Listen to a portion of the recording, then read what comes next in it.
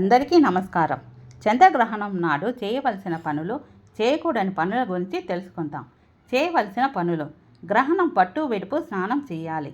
కుదరకపోతే కనీసం విడుపు స్నానమైనా చేయాలి. గ్రహణ సమయంలో దైవారాధన చేయడం వల్ల మామూలు రోజుల్లో చేయడం కన్నా కొన్ని వేల రెట్లు ఎక్కువ ఫలితం ఉంటుంది. గ్రహణం అయిపోయాక దానం చేస్తే విశేషమైన ఫలితం ఉంటుంది. గ్రహణం కంటే 2 గంటల ముందే తినడం ఆపేయాలి.